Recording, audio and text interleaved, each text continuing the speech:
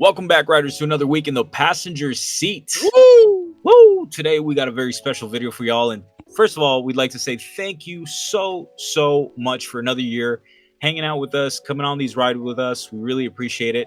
And man, this video right here is going to be the last one for the year. Carlos and I are going to take a little break. We hope all of you enjoy, your holiday festivities, whether that be Christmas, Yule, whatever it is. Happy Hanukkah. Yeah, or Happy Hanukkah, whatever it is to you. And with this being our final video of the year, we thought we'd do something special. So we decided to bring in a special guest today. And that is the one, the only, Gio, my brother. We'll put him up here somewhere. He'll appear. I'll put him up here somewhere. What's up, Gio? What's up? Not much. How you guys doing? Good. We're doing all right. Good to see you, man. We love having you here. It's been a while. Yeah, it has. Yeah. Man, I so can't remember our last video. It was a while. Was it Tommy? And I'm gonna put like the old sitcoms where the dudes go. Yeah. We took him in as a family member at that point. And then we'll just put like a little thing of the last video. Yeah. So Gio came, he wrote me on Messenger and he said, hey, he saw one of our videos and he said, dude, it'd be super cool to get on and talk about the topic that we have today, which is basically going to be a look at older anime and how it's influenced anime, in today's age, in today's modern era. And I thought that was super cool. And I'm like, what better a point of reference to have than my brother? Because I am who I am today in that space of anime because of Gio. So, it's just, I couldn't think of anybody better to have for something like that. So, that also helps that I'm old. We are old. I feel like anything after 30 just automatically, gets you into old status. This ain't paint, buddy. Anyways, writers, with that being said, we're gonna hop right into things. We're gonna do nerd news like normal, and then we're gonna hop into that topic that we have, and we're just basically gonna shoot the shit a little bit, talking about that specific topic. So with that being said, make sure to like, comment, subscribe. We always appreciate y'all, and let's get right into this. I got a little bit of nerd news. I'm gonna start off. Hope y'all don't mind because I think you two have to debate something a little later. So y'all know me. I always love to talk about Magic the Gathering. And the first thing I want to talk about are a couple of leaks that came out this week, basically. So you'll know more or less when we recorded. It will be coming out in 2 weeks, so we're going to be a little late to the party. So sorry about that, but just keep in mind, once we start the new year, we will be back in sync with the news. Now, let's start talking about the two, pretty much biggest leaks here for Magic. One is partially from Lorwyn, and the other is from the Marvel Superheroes set, which the leaks are coming in really early if we think about it. But let's take a look at Lorwyn first. One of the biggest reveals was High Perfect Morcant, a legendary creature elf noble for 4 CMC, 1 black pip, 1 green pip. Gio's over there celebrating because he's got an elf deck. Just, he's cooking right now. It's a 4/4 with whenever High Perfect Morcant or another elf you control enters, each opponent blights 1, which basically means they each put a -1/-1 counter on on a creature they control. And then it's a tap 3 untapped elves you control, proliferate, you activate only as a sorcery. Now, the interesting thing about High Perfect Morcant, which people caught on to, and they basically created a spike in one of an older Magic card. Was for Flourishing Defense. Whenever a -1/-1 counter is placed on a creature, you may put a 1/1 green elf warrior token into play. That is so busted. So, as you can all imagine, Morcant is especially, this is an infinite combo. Basically, you have Flourishing Defenses in play. Morcant comes in. When she comes in or another elf comes in, your opponents are going to blight 1. So they're going to put a -1/-1 counter on one of their creatures. That's 3 if you're playing against, one-on-one, fine, that's 1 opponent. But if you're playing against multiple opponents, that's 3 times that's going to occur. You're going to create a elf token for each creature that got a -1 counter on it, and then that process will continue, basically going infinite, blighting their entire board. And yeah, it is absolutely disgusting. So flourishing defenses went from being like a couple of cents a card, going all the way up to, I think it went all the way up to like $20. So. Well, here's a sleeper set, because I run Intruder Alarm in my elf deck. Ooh. And it's whenever a creature comes into play, untap all creatures, and I run it with an enchantment called Presence of Gone. 1 green, 2 colorless, enchant creature. Enchanted creature has tap to create a 1/1 green elf warrior token. So effectively, I tap and untap, and it just starts generating creatures like crazy. And I could slide this new card into that deck and just start blighting. Love it. See, I have someone here who I can actually go back and forth Magic with. Sorry, see. I'm sorry. Yeah, man, I got it. I do appreciate something of Magic and the guys who do play Magic. I appreciate you guys when you put a card of value because of its gameplay. Unlike a lot of cards of Pokemon that just have value depending on the art, the Pokemon itself, and the hollow or not hollow, which a lot of it is probably doesn't have to do with gameplay. And I understand it's because the hype community got their hands on it, but I appreciate that the Magic guys really honoring the fact that that's a good card to play with. Yeah, I mean, I get your point. It happens in any card game, really. But I see what you're saying for sure. I mean, in Pokemon, it does happen where some characters are like, maybe they're not as busted as others. Maybe they're not staples in certain decks. But yeah, Magic, it is occurring now though, where some characters, just because they're that specific character, you know what I mean? Because there's one card in particular, la-di-da-di-da. This one, the gold version, this card literally is like worth maybe $14, and the gold version's worth how many thousands? 20, 30, 40, 50,000? I don't know. You know what I mean? So exactly. I get your point though. Now, rolling on to Marvel superheroes, there've been a couple of leaks, which is quite surprising given the fact that Lorwyn is coming out before Marvel superheroes. But one of the biggest, some of the biggest reveals, not one of, but some of, is the Incredible Hulk. Incredible Hulk comes in for 6 CMC, 2 colorless, 2 red, 2 green. Reach trample, he's an 8/8. And he says, Enrage. Whenever the Incredible Hulk is dealt damage, you put a 1/1/+1/+1 counter on him. If he was attacking, or if he's attacking, untap him, and there's an additional combat phase after this phase. Now, this had a similar effect to one very old card called Caltrops. Caltrops said that whenever a creature attacks, you you deal 1 damage to it. So effectively, what happens is the Hulk attacks, Caltrops hits the Hulk for 1 damage. Hulk swings, and now all of a sudden he untaps, creates another combat phase, and does the same thing all over again. Because effectively, you're going to keep hitting him with Caltrops, and so he'll keep going in. So very, very interesting combo that they've got going on there. Then you have obviously your cards like Captain America, which was interesting. Quicksilver, they revealed World War Hulk, which is a saga where the first effect is the next red or green creature spell you cast this turn can be cast without paying its mana cost. I mean, they revealed a lot of things where we're just, and they even hinted at Galactus with another saga called The Coming of Galactus, where basically you create a token of quote unquote recognizable supervillain. Let me see if I find it here. Coming of Galactus. MTG. So, The Coming of Galactus, 5 CMC, 2 colorless, 2 black, 1 green. Saga with 4 different chapters. The first chapter is destroy up to 1 target non-land permanent.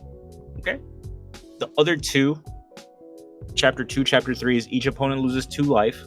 The 4th chapter, create Galactus. a legendary 1616 Black Elder alien creature token with flying, trample, and whenever Galactus attacks, destroy target land. Yeah, so very cool card. I really like the this idea of bringing Galactus into play, and Galactus effectively destroying a land whenever he attacks. That's the equivalent of destroying a planet. I mean, really, that's funny. That's actually really cool.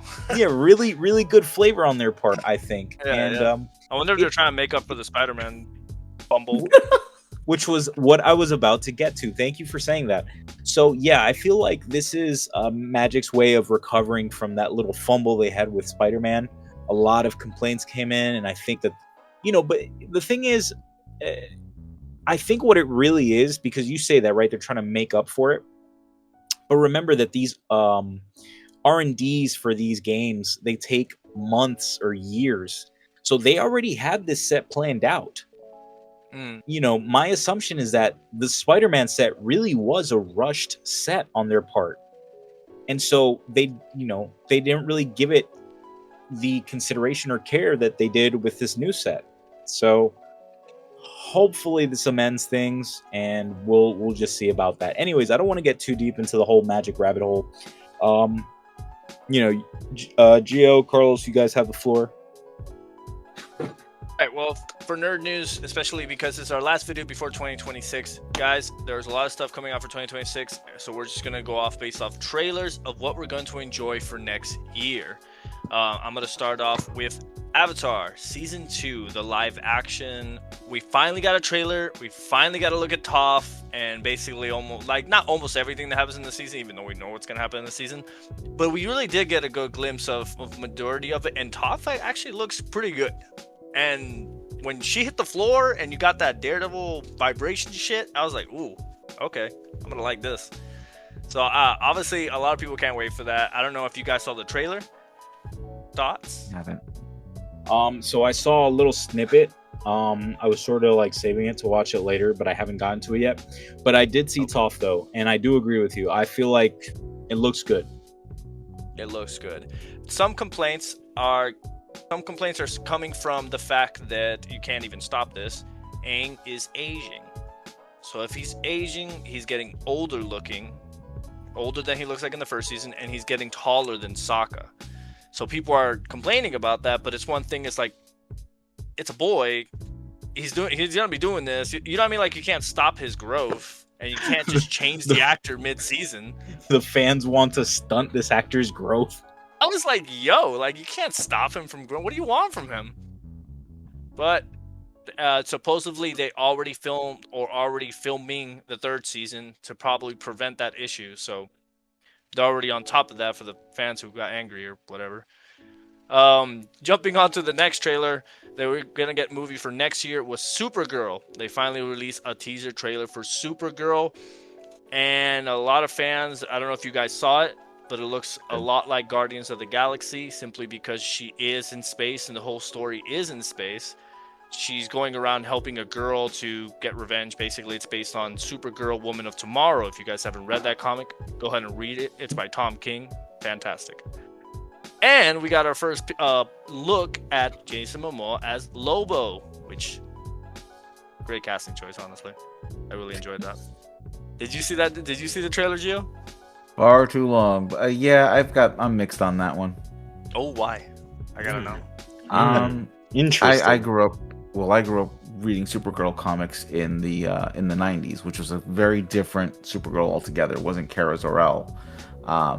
It was a different character that ended up taking over the mantle of Supergirl. She was a protoplasmic life form. She could shape change. And so I grew up reading her comics. And for me, when I think of Supergirl, I think of her, and I never got a chance to read Woman of Tomorrow. So, like, I like the casting of Supergirl. I liked what I saw in the trailer as far as the trailer is concerned. But I don't like her in that trailer. Like, if you were to tell me that Nathan Fillion was playing Guy Gardner and this was a Green Lantern movie, take my money, because I could absolutely see all the stuff that you saw happening in that trailer, I could see it happening. With Supergirl, because in my head it's a different Supergirl, I can't see that, and my brain can't just it can't combine the two elements together. Like, it throws me off. Did you feel the vibe that the fans are talking about with Guardians of the Galaxy? Like, James Gunn didn't really change it that much. Yeah, I can see where the fans are saying that it's feeling like Guardians of the Galaxy. I don't necessarily think I would agree 100%, but it definitely feels like the base formula is in that trailer. We're gonna have to wait and see. I'm excited for that one. I know most fans. I know most of you are. So we'll have to see in 2026 how that movie holds up. The last and final trailer we're gonna talk about, because I know Gio has a different opinion, is Street Fighter. Street Fighter trailer came out, including all the posters for each character and the designs and the actors of how they're gonna look. Now, I kind of enjoyed it. I think that they're going in an interesting direction, where I think if you put this in a more humorous aspect, you're not going to fail, because if you take it too seriously, you feel like you are going to fail, because Street Fighter is a really hard thing to make into live action. So I think it actually looked pretty cool. The costumes look legit. Some of the characters look pretty good. I enjoyed Jason Momoa and Cody Rhodes. I think they look cool. But I guess, I don't know, Gio, how do you feel about the trailer? Let's put it this way.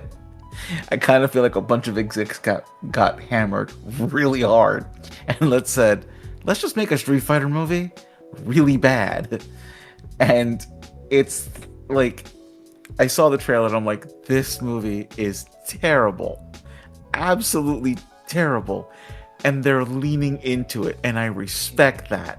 And with that respect, take my money. I want to see this in the theaters. Like, I saw this the same week I saw Supergirl, and I'm like, I want to see this more than I want to see Supergirl. Oh man, did you see any of the posters for the characters? I haven't seen the posters, but man, when that flat top shows up on the screen, the only thing, I'm just like, wow, that flat top is really flappy. Yo, honestly, at least they did it. They made every character wear their costumes. They made every character wear their hair. Something that they were afraid to do with the old movie. Because if you notice, what's his name? I forget his name, the actor's name, who played Guile. Jean-Claude Van Damme. Yeah, he didn't really have that type of real Guile hair. So I appreciate that it's ridiculous and they're leaning into it. Look, I appreciate that. Let me put it this way, all right? Cousin Raul will always be M. Bison. I mean, that man played that role to perfection. And that is probably about the best thing I can ever say about that movie, because that movie was god awful. But yeah, this time it's the Polka Dot Man, and like I said, I looked at it, I went, wow, this is bad. They purposely made this trailer look terrible. Like, this isn't going to be a really bad movie, but I'm a sucker for a really good bad movie. Yeah. guys, but let's talk about the real star of the movie. What was that? The car. Dude, come on, that was dope, bro. That was pretty legit. I'm not gonna lie. Listen, for me, what was surprising, honestly, caught me really off guard, because I wasn't really paying attention to any of this stuff or who they announced for what. I thought 50 Cent was just a joke. And then here I am seeing the spray painted hairline that they did on him. Was fucking insane. But I had my gripes with Chun-Li. I bet a lot of people did. But the casting for that really caught me off guard was Andrew Schultz as Dan. Like, first of all, if you ever seen Andrew Schultz act, but the best part for me is that he actually kept the stash. Dude, but this is what gets me. I 100% fully see Andrew Schultz as Dan. Like, I don't know what it is. It just feels perfect. You know what I mean? So let's see what kind of spin all these actors can bring to their character. I mean, I know we had this debate at one point, and now we can have Gio weigh in on it. But the fact that, you know, some of these guys, well, most of these, or if not all of them, in some way, shape, or form, are trained in some type of, you know, not fighting. I don't really want to call it fighting. More like some form of choreographed art of fighting. I mean, some people may be boxers. Wrestling is a thing, right? And you do have to be an athlete through and through to wrestle. Like, that's just the thing. Yeah. Even if it is all three theatrics. But the fact that they brought these people who have that specific skill set into this environment of acting, I know two separate things. Kind of. I mean, people from, like, you know, WWE or whatever the fuck, they're pretty much actors. But I don't know. What do you think about that, Gio? Having these people who may already have some type of experience in a field where it involves both acting and physical prowess. There's a level of authenticity in this kind of a movie where, you know, you're getting people who are used to doing these similar types of acts on the regular basis, and honestly, it's a stroke of genius when you think about it, because you can get people who have the skill set already with people who want to branch out and be more than what they're known for. Like 50, I didn't know that was 50 Cent, and he looks the part. He looks the part of M. Bison. Yeah, it's M. Bison. Oh, he's going old school. Yeah, supposed to be Mike Bison. Yeah, that's true. I'd almost forgotten about that fact. Yeah. Shit. Old school geek, man. Actually, I found out that it was Bison's name was changed, as was Vega and Balrog. Because Vega is supposed to be Bison. Bison is supposed to be Balrog, and Balrog is supposed to be Vega. Huh. Oh, interesting. Yeah. And we haven't gotten Sagat, have we? Didn't see him. That might be an interesting little surprise in the movie. Tiger knee. Although I do have to admit the actor for the original movie was pretty good. They did a pretty good cast job on that one. Yeah. Dude, for me, it's fucking like Zangief. Yeah. We got the Dutch giant, bro. He's I read into, he's a bodybuilder. He's 7'2", dude. That huge. I was like, bro, what other actor are you gonna choose? Like, God. Yeah. Yeah. No. Oh, but I'm stoked. Yeah, I'll see it. I'm definitely gonna see it. I'm not gonna lie. I'm not gonna miss out on it. And the thing is, I think it's a good thing. Just to wrap this up, I think it's gonna be a good thing to keep your expectations at that. Oh, this is more to like have a good time movie than it is for me to like actually go in and critique. It's a popcorn flick. Exactly. Yeah.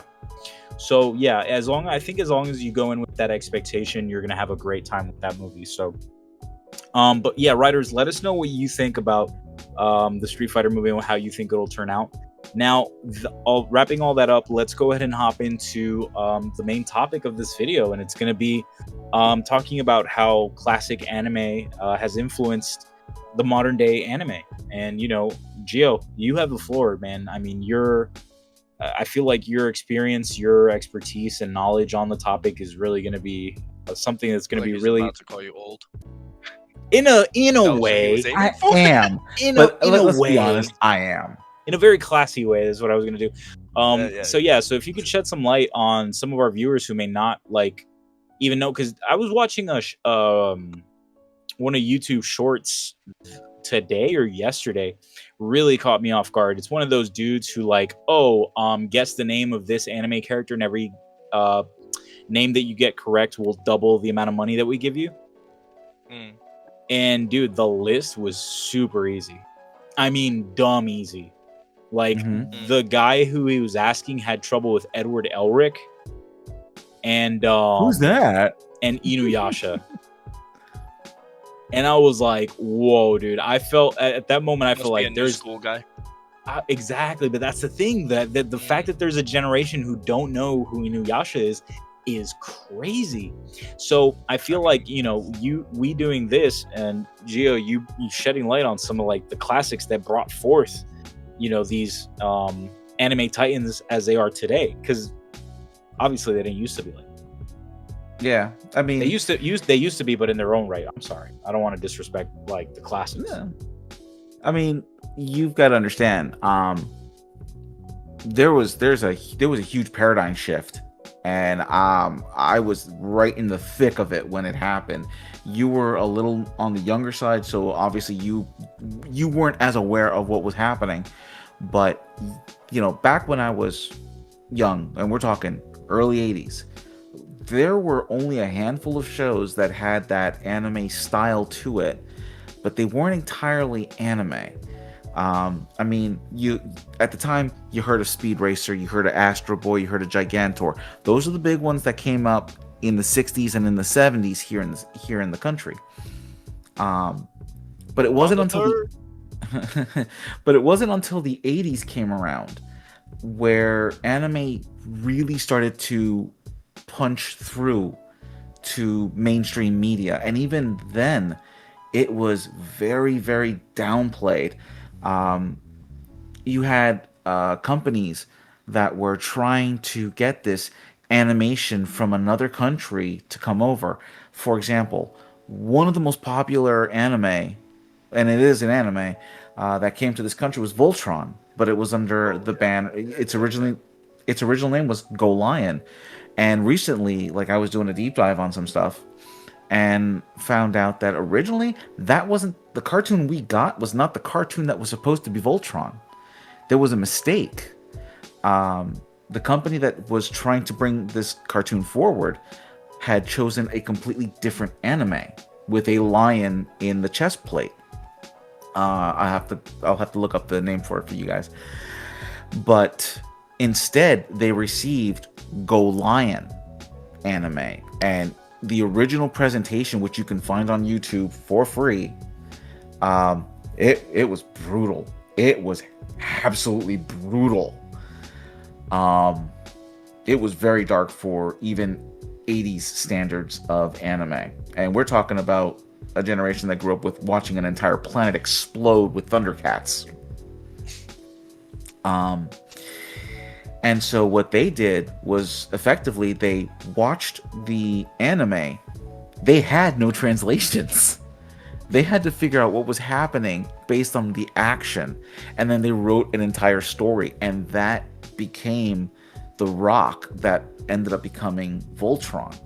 And you would have stories like Robotech, which was 3 different animes that looked kind of the same, mashed together to tell one soap opera style arc. And those two, and with the advent of Transformers, which started off as a toy line and then became a cartoon that was produced in Japan for an American audience. Those types of media solidified back in the early 80s of how profitable this particular art could be in this country. And so you would start seeing things like Sailor Moon and Dragon Ball Z. And I will be upfront, I used to get up at 6 o'clock in the morning to watch Sailor Moon, Dragon Ball Z. On the weekends, I was watching Tekkaman Blade, and a couple of other animes that they started to import. Pokemon found its feet in the late 90s because of the game, but because of all of these other prior animes that came up, it really helped get that foothold in. And I mean, I've skipped a few too. I've skipped a couple of good ones. Like, you guys grew up with Toonami, right? Toonami, Adult Swim, I think was our like main access to anime growing up. Unless we, I mean, I knew what anime was because of Yu-Gi-Oh! And the thing is, I feel like most people who didn't have that access to anime found anime for the first time due to Adult Swim and Toonami. I don't know if Carlos, also, if you can relate. Yes, Toonami was a big factor, but a lot of those big factors for people, especially when they couldn't stay up that late because they were younger, was Fox Kids. when Yeah. they start presenting stuff like One Piece started in Fox Kids and like stuff like that. Very much like with their dialogue, completely changed in the original, and plus the fact that they used to censor so many things. Like when the pirates came out, they used to hold baguettes and not swords. So it was just really dumb. But a lot of kids got introduced to that anime in Fox Kids as well. Well, Yeah. there was an anime called G-Force that was, I believe, was on Toonami for a while. Sounds familiar. And it was the one where the people were dressed like birds, and their spaceship would turn into a firebird. I think so. I think so. You said That that, and all was- I could think was Silverhawks. Yeah, that's another I good one. was like, whoa. Okay, I'm seeing them. I see them, and yeah, I do. They're coming in a view, like in my mind, but yeah, not that I remember like that. You know. Well, that was another anime that was brought into the U.S. in the 70s. So I mean, from the 60s to the 70s to the 80s, there was this progression of anime. And I can tell you right now, I remember going into a comic book store in local neighborhood, and anime was getting so popular, and people were so voracious for it that they were bringing in bootleg DVDs. I mean not DVDs, VHSs, bootleg VHSs. This For is those of you staring at the screen, like, Yeah. There's Yeah. some. I bet there's some writers who are like, "What the frick is that black box?" Right? That, ladies and this is- gentlemen, is a VHS. Yep. And I mean, we used to spend $10-15 to grab, go to the store and see what they managed to get their hands on. And I mean, these were low quality. The translations were all subtitled. And it, this is pre-internet days. We couldn't just go online and just go, hey, we had to hunt for this.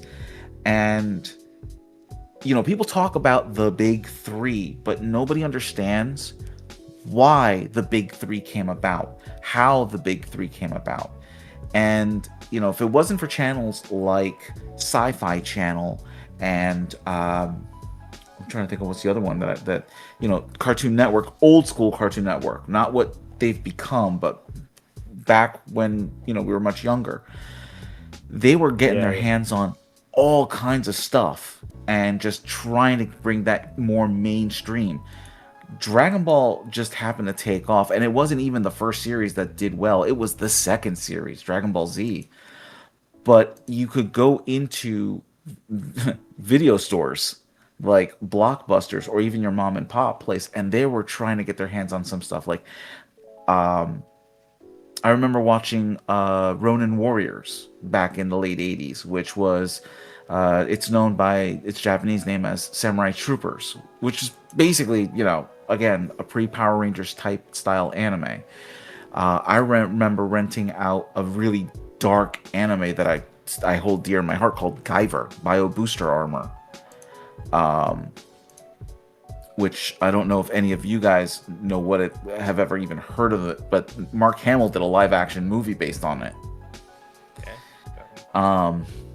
I mean, there was, with the advent of Toonami and Cartoon Network doing their thing, Sci-Fi Channel, they brought such great anime movies like Iria Zeram, which has a live action counterpart, which is what got me synced into the anime because they were both very, very well done.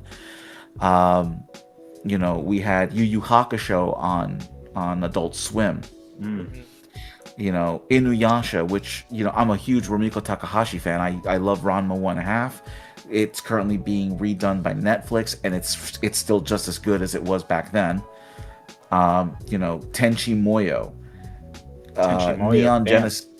Yeah. I mean, you even had things like Neon Genesis Evangelion, which, anyone who's seen that one will tell you it's a hell of an anime to watch. Mm-hmm. Would you say that when it comes to anime movies, and this is my understanding, but then again, you lived through it, so you can tell me differently. When anime movies really became a thing, it was Studio Ghibli? Ghibli had a lot of good stuff. Like Princess Mononoke was huge when it came out, but anime that we were getting our hands on was much more darker, much more raw. There were things in the movies that we were able to get our hands on Yeah. that by today's metrics would cause a lot of people to start questioning companies like Right. Demon City Shinjuku. Oh yeah, I remember. I saw that. Yeah, I saw that one actually not too long ago. And yeah, Yeah, I Ninja see what you're Scroll. saying. Ninja Ninja Scroll is Scroll, another man. one that you can get. Devilman. Like there were so many that the video Cyborg stores were 009. getting. Cyborg 009 was actually brought forth because of Cartoon Network. That's how that became its popularity. But like Vampire Hunter D, Damn. probably one of the greatest vampire type anime stories that are out there. Again, you could only find it in a video store. You couldn't find these in any store. There was no Amazon. There was no internet.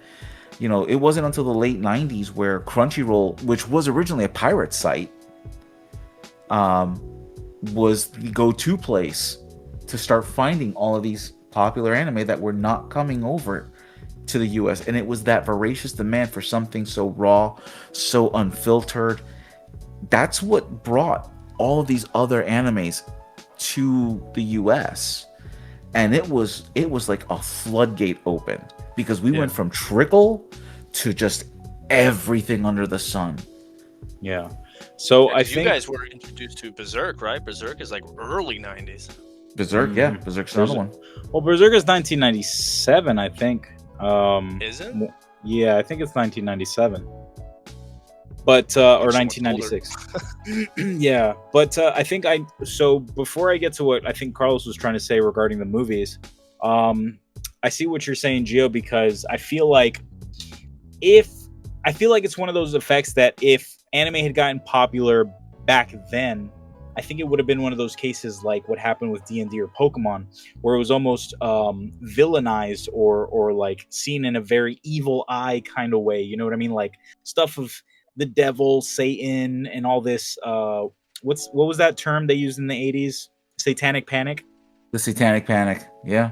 I think that's what it could have occurred with anime, and it's such a good thing that now that anime has gotten so popular is when people starting to revisit those titles and look at that, because now there's the mind space. A lot of people are more open to this sort of thing, and now we're starting to see animes with a lot more gore and a lot darker themes. So I think you have It's not so censored like it was in the United States before. To me, it's just a resurgence because again, Guyver, not made for kids. That was an extremely bloody, gory anime. And yeah, but you did say that you have to actually find it though.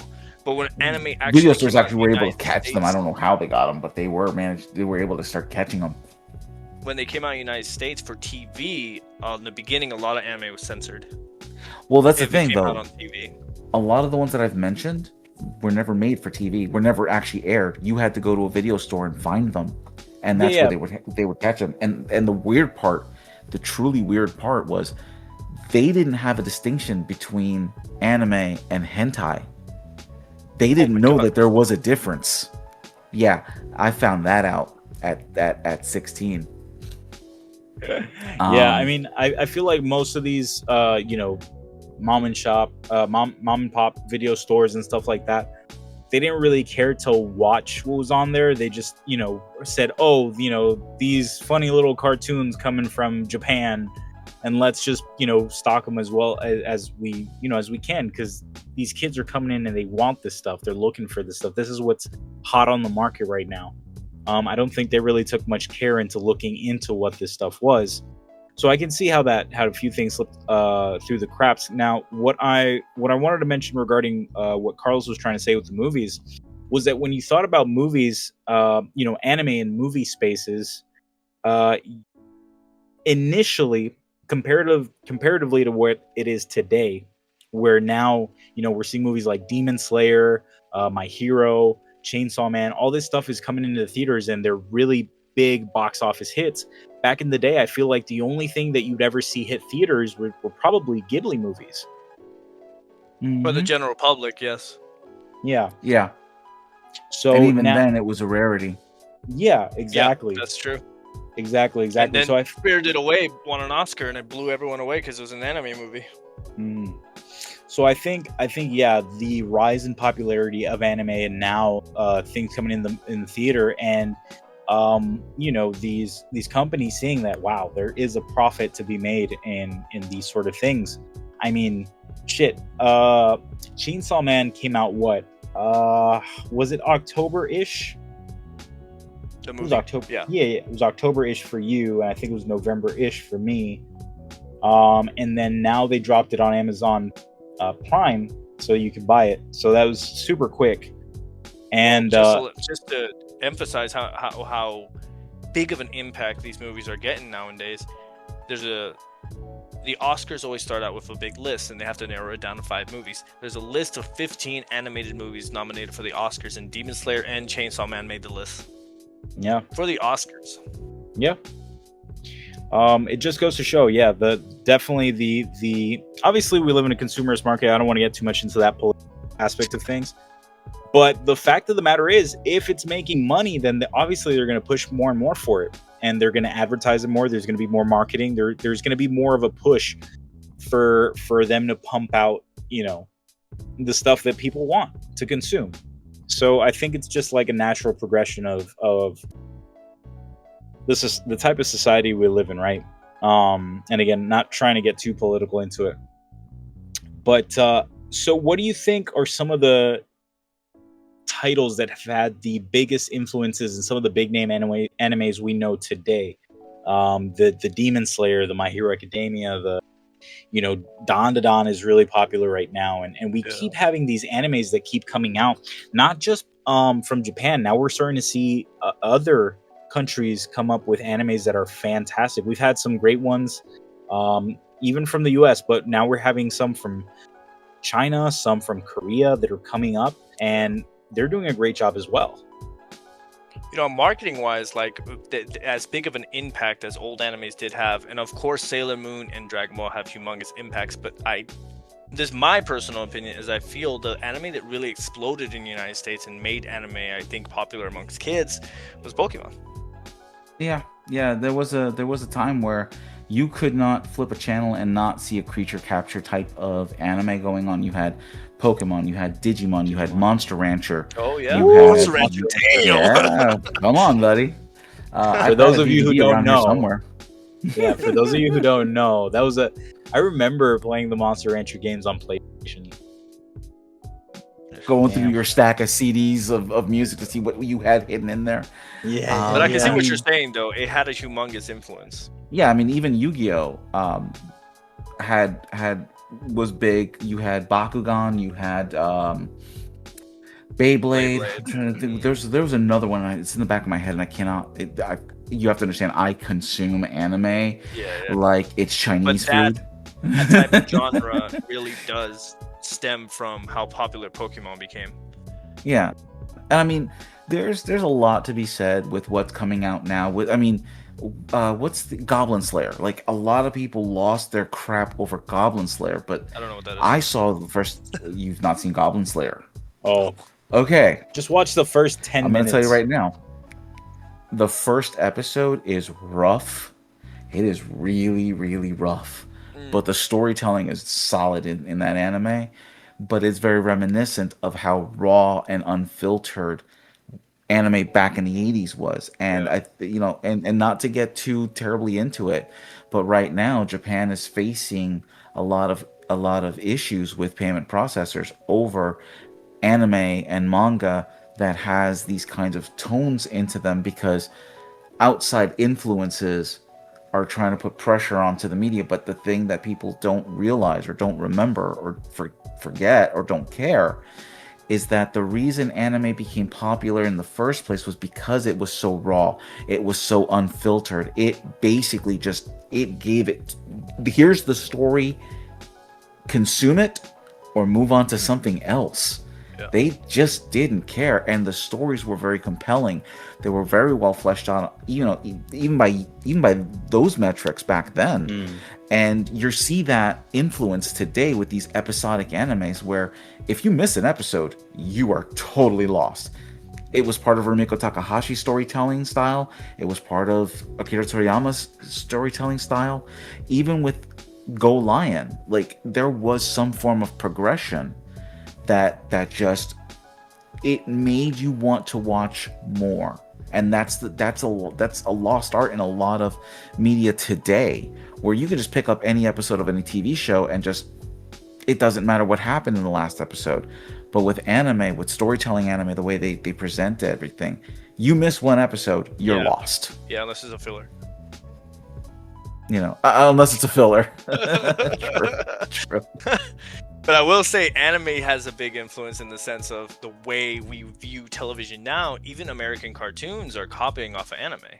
I mean, Avatar: Last Airbender being one of the biggest like influence from that aspect. But if it wasn't for anime, we wouldn't get a lot of mature content, and not even like super mature. Like it could be like the simplest types of maturity. Like there is a scene where Aang sees Katara step out of the water and she's wearing her, you know, whatever bathing suit, and he gets all like, but old American cartoons, they would have never done that ever. Like that would have been too raunchy at that point. So it definitely did have a big influence that way. Carl, I think so. Carlos, you and I both went.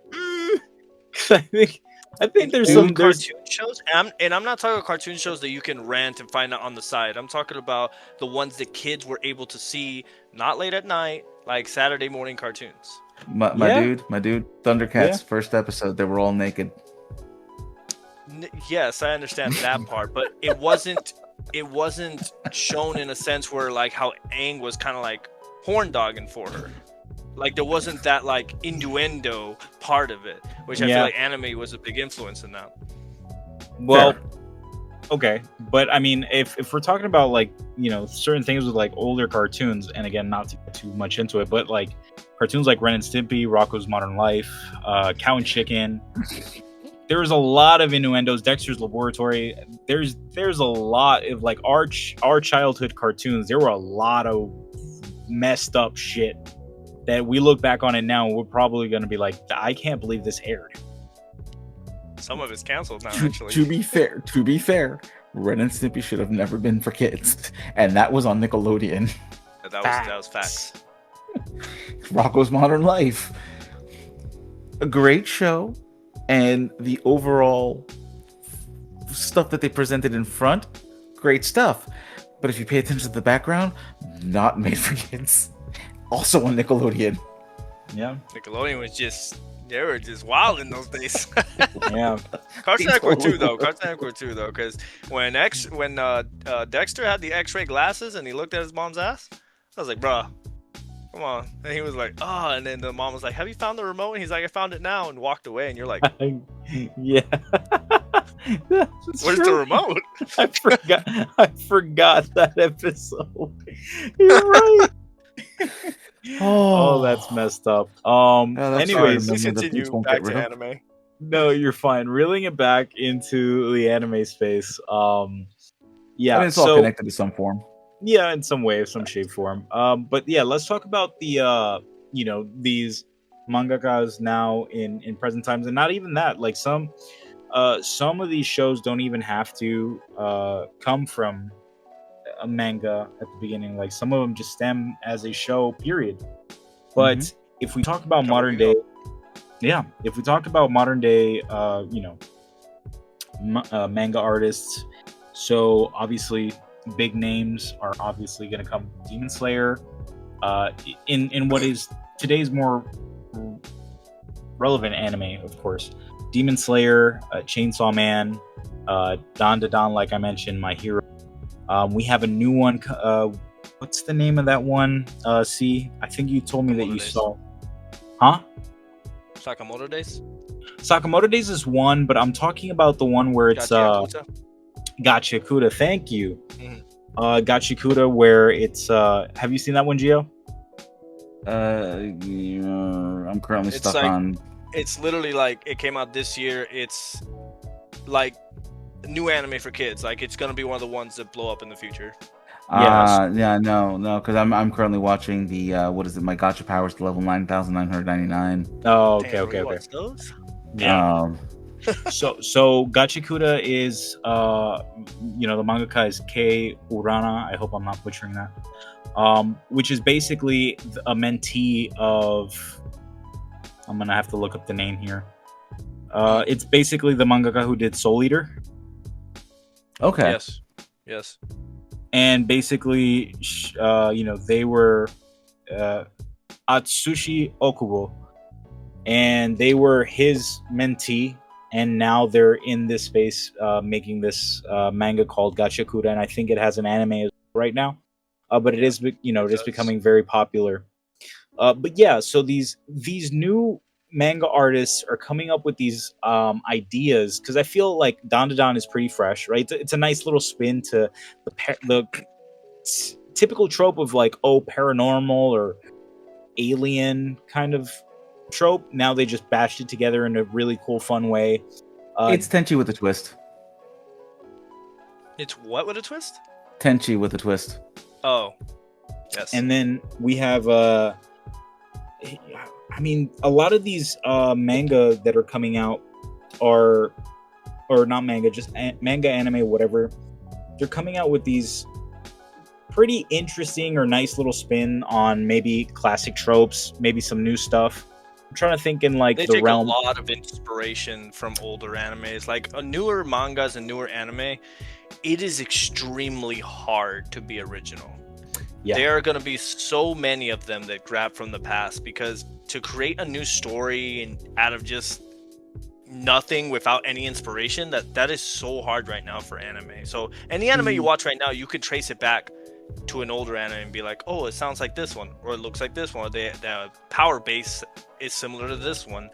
So I do understand the difficulties that manga creators are going through now, but honestly, that's with everything. I don't think anyone should complain. Inspiration should be like the main reason like you make new things, and if it works, it works, and so far it's working. To put things into perspective, when I went to Japan about 20 years ago, I walked into a manga store, and it was just like wall to wall of all these different mangas. And again, that's 20 years ago. You figure you've got more people coming into the industry, adding their ideas, rehashing old ideas into new ideas. I mean, right off the top of my head, like Sailor Moon was super popular back in the 80s. Then you had Tokyo Mew Mew in the 90s. Mm-hmm. Another one I used to watch. Yes, I watched a lot of stuff. Cardcaptor Sakura is another one. And all of these were just a remixing of other anime properties, just in a new way. And it's going to be definitely a gigantic influence for those things. Oh, absolutely. And I mean, even Sailor Moon was, I can see, partially inspired by the Super Sentai of the live action, because the Super Sentai series actually spawns back into the 60s. And you can see the influences of, something from one part of artwork into transformative into another one, and how it affects anime. Like now, people think Sailor Moon is a team anime, but then look at what came afterwards. Like, what is it? I was the Red Hero in another life. There was Go-Go Loser Ranger. Yeah. You had your G-Force, your Battle of the Planets, which is another team one. Even Gundam to some extent. Mobile Suit Gundam Wing. Yeah. Mm-hmm. And even today, with say the Demon Slayer, with the Demon Slayer. God, I am old. With the Demon Slayer. With Demon Slayer. Oh no! Even with Demon Slayer, the Hashiras, they're effectively a team, and if you look at them, they're all kind of color coordinated to different colors and element based, like Sailor Moon. Mm-hmm. Exactly. Mm-hmm. And so, like, you can see those influences, but they are definitely trying to do new things, put new spins, mix and match a little bit more, because even stuff like Black Clover, which I absolutely love Black Clover,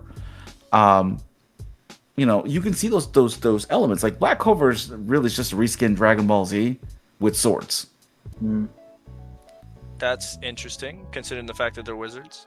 Yeah. I'm trying to think what's another good one. Like My Hero Academia, I absolutely am a fiend for. Me and my wife watch every episode, and we're waiting for them to dub the last season, so that we can sit and watch it together. We chewed through all of that. But I will say, when it comes to My Hero, and One Punch Man included, those I feel are more inspired by American comics than they were from manga of the past. Fully agree. Fully 100% agree, because it is. If you can absolutely see it in how they do things. Yeah. But again, it's taking an old idea, putting a new spin on it. I mean, I think the thing I like about My Hero Academia is that they at least try to find some grounding in quote unquote reality. Because as the top superheroes are getting older, they're getting weaker. So the new generation has to take over. There's no escalation issue as there is with Dragon Ball Z, where it's like, I gotta do 50 push-ups. How long is Goku gonna go for? Like, all right, cool, I did 50 push-ups, now I can beat Frieza. Whoa, wait, there's a new guy called Cell. Let me do another 50 push-ups, now I can beat Cell. Right. You know, there's always a bigger bad guy. I get it. That makes sense, actually. Yeah. So, like, they're definitely... manga creators and anime creators are definitely looking into the past, seeing those issues, and evolving an already established properties. And it doesn't really matter if they're rehashing an old idea, like, say, I don't know off the top of my head, Vampire Rosario is another one. Wolf Rain. Like, you could take those old ideas. Wolf Rain. God, you hit a chord on that one, bro. Oh, yeah. I still remember the theme song. Jesus. Like, man, I'm telling you, man, I have consumed so much anime, I have forgotten more than I can recall. I mean, I'm running my 46th lap around this rock, and I have been watching anime since I was like 4. And you can see how they're taking all these old stories, trying to make them new, trying to make them change. I mean, I'm a fan of Rising of the Shield Hero. That's some damn good writing on that anime. There's some really good writing on that. But then I'll sit down and I'll watch Ranma 1/2. Just for the hate of it. They just remade that. I forgot about that. Yeah, I've been watching that. I mean, my Netflix account, between Netflix, Amazon, Hulu, Pluto, I'm busy. I'm busy. I actually really appreciate the fact that a lot of these companies are obviously not remaking, they're reintroducing their old animes into modern society now, in the sense of like the animation is updated, the special effects are updated, like the dialogue is updated. Take Hunter x Hunter for instance. How many people actually started Hunter x Hunter from the old anime? Very hard to find, except for Gio, obviously, but very hard to find a person who watched it from the old anime. Everyone knows it by the new one. And I can see that they're trying to do the same thing, because I think they're rehashing episodes. I mean, they're remaking episodes of One Piece just so everybody can jump on it. And I actually kind of appreciated that. Like, they did it with Dragon Ball Kai, I think it was. Dragon Ball Z Kai, where they remade the episodes better with abridging animation. Yeah, they were just abridging it. Yeah, so I actually appreciate that. I hope they keep doing that to reintroduce animes for the younger generation. Yeah, I mean, I can understand it to a point, but I mean, there's what they did with Dragon Ball GT.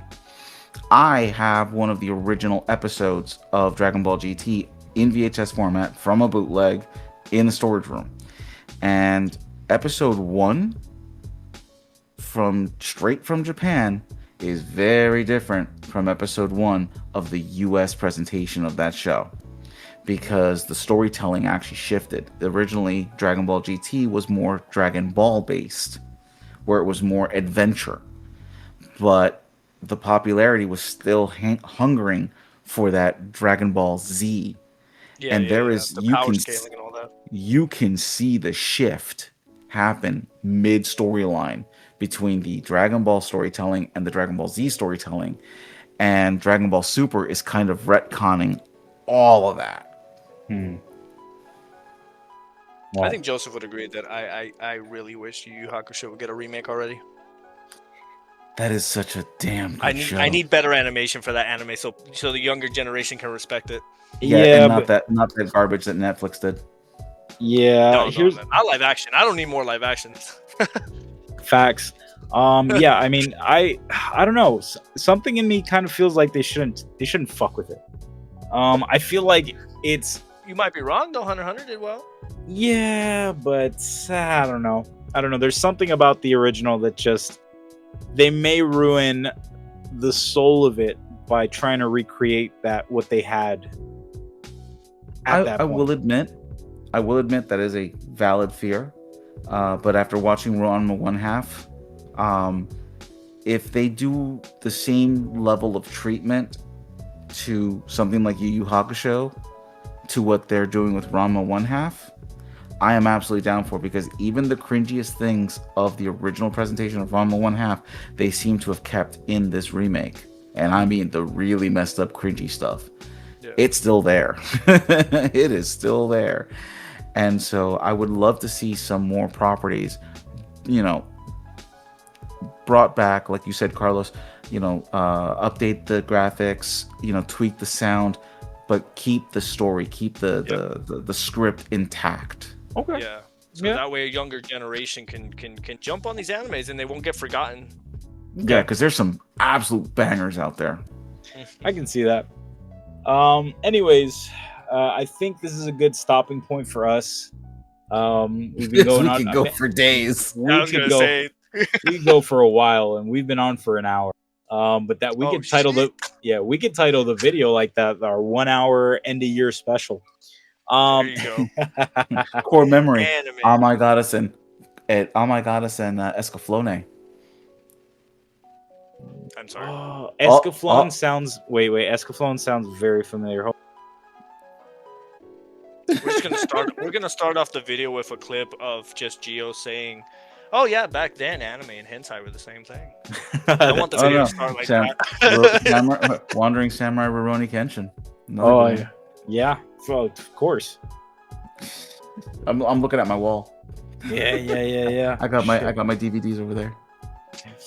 Anyways, Gio, dude, thank you so much for being with us today. Thanks for bringing in the idea. I think this has been one of the videos where we actually contributed something to our viewers. Maybe they didn't know, older animes, and maybe they'll have a little bit of a sort of a roster or a list or something that they can go check out now. Also understand the for sure. difficulties of getting anime back then. Right. Oh yeah, no, absolutely. Like, I mean, I'd love to see your viewers chime in at the bottom during, in the comments.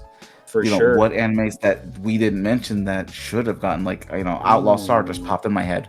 That's a good one. So you heard it from Gio, guys. Make sure to like, comment, subscribe. Comment down below if we missed any animes that you watched while you were growing up. Once again, thanks to Gio for joining us today on our end of year special video. And with that being said, hopefully you guys have a wonderful, wonderful holiday season, end of year. Yeah, for sure. And we will see you next year with new intro, more of that great nerd news. And yeah, hopefully you'll join us along for the ride for next year as well. Till then, peace out. Peace.